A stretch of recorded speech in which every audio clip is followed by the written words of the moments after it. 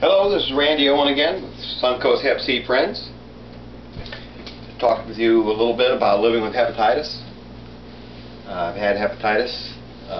Well, I've known I've had hepatitis since 2000 when I had a test taken for just a standard blood test, and it discovered the antibody for hepatitis.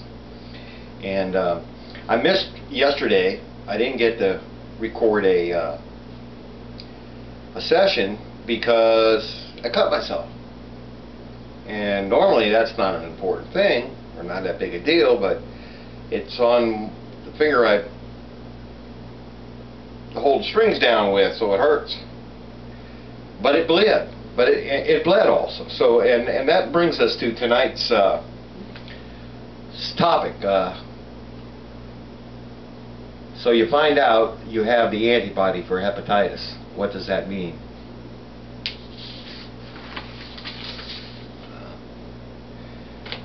And the first thing you might ask yourself is, how did I get hepatitis? Well, it's a blood-borne disease, so you got it from somebody else's blood, some sort of contact with that, and it had to be direct contact. And you can get HCV, we call it HCV, when you touch the blood of someone else, or they touch your blood, and it's commingled, or it's mixed together.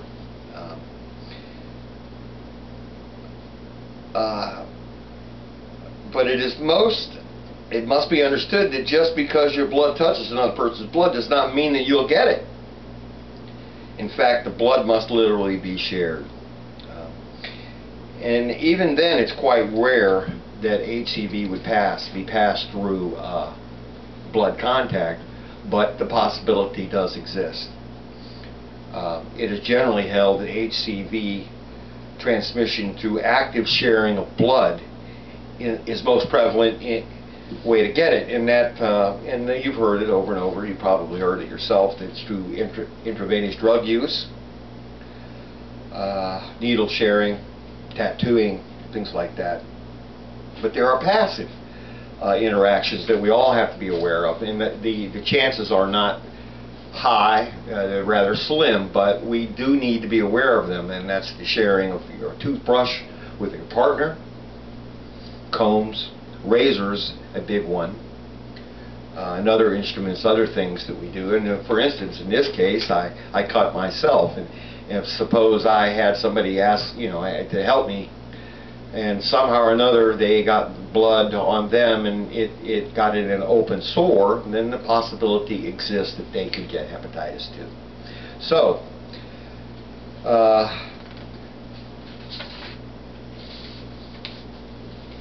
this is a problem, and when we talked about this the other night, we said that approximately 4 million people may have hepatitis in this country, and 2/3 of those people don't know they have it.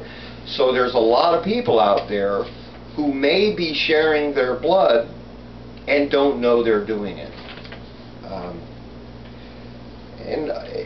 So when you find out you have hepatitis, you run out and the doctor says, "Oh, you've got the antibody." Well, that doesn't necessarily mean that you have active hepatitis. It just means that you've been exposed to it and you show the antibody for it.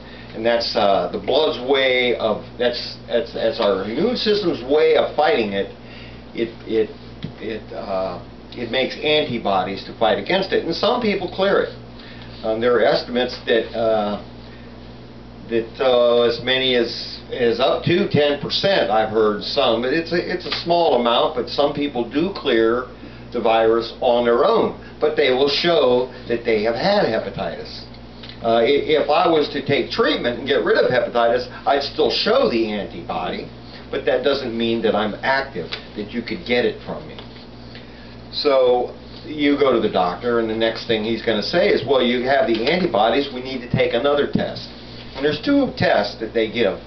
One of them is a genotype to find out what type of hepatitis, and there's several types. We'll talk about that at another time.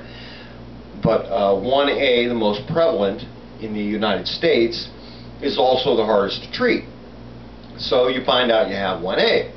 Well, that's still not a positive test result. The positive test result comes when you get what's called a viral load test.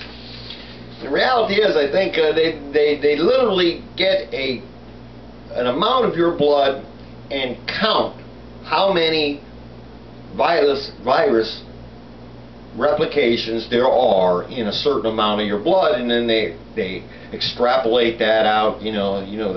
The mathematical wizards, they come up and they say, well, this is how much blood you have, this is how much Hep C you have. So you get a number. And only then are you considered to be an active carrier of hepatitis C. And that's when we need to be aware. That's when we need to watch our blood sharing. There's among long-term monogamous couples, the incidence of passing hepatitis to your partner is low. Some statistics say 2%. It could be even lower. And there aren't many known cases of this, so it's kind of a hard thing to study. It's not necessarily considered a sexually transmitted disease. However, you could get it sharing, having sex with somebody.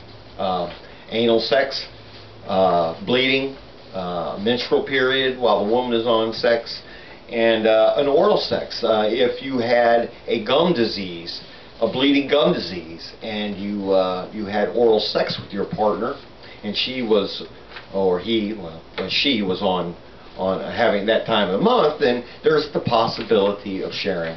However, we do have to say it is slim at that point. And for me, this is important.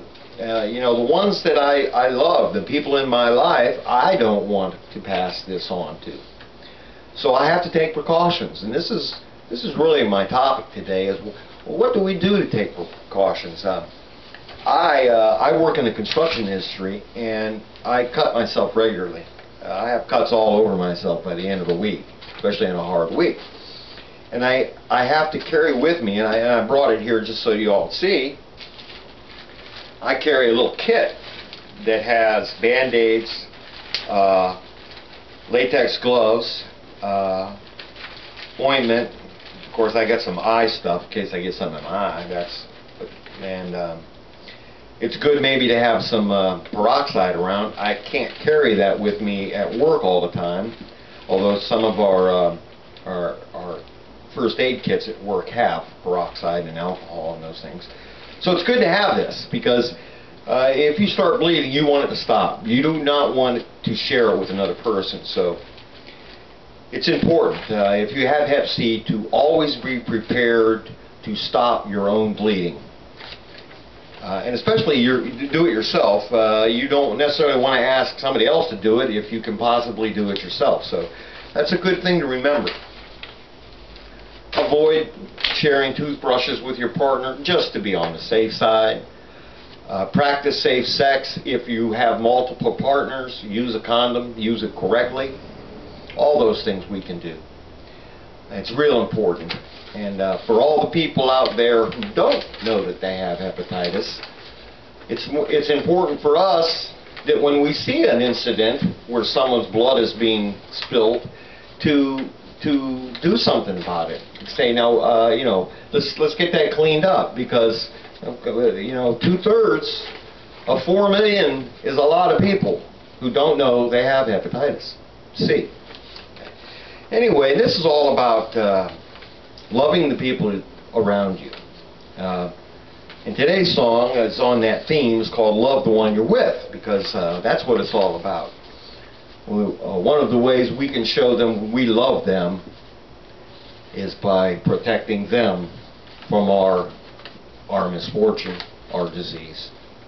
So, I'm going to do that song for you.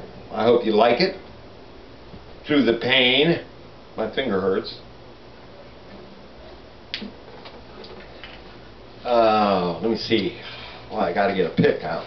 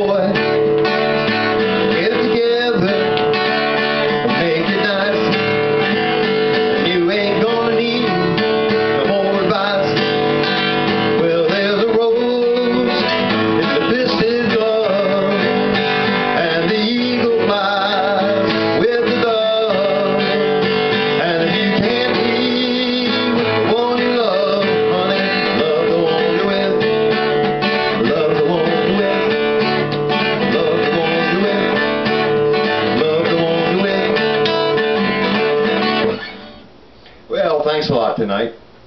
And remember, always love the one you're with. Protect them from your disease. Protect others from the disease if you see an incident where blood has been spilled. If you're at work, carry a kit with you. Just be careful, because it's a deadly disease. An estimated 10 to 12,000 people will die this year from it, and we don't need that to happen. So we're here at Suncoast Hepatitis C Friends. We advocate the government to step up its awareness, research, testing. Get tested. You know, if you have concern, get tested. And then we need to be treated so this doesn't become a major health issue in the years to come. I want to thank you all for another opportunity to share, and until next time, we'll see you then. Have a great day.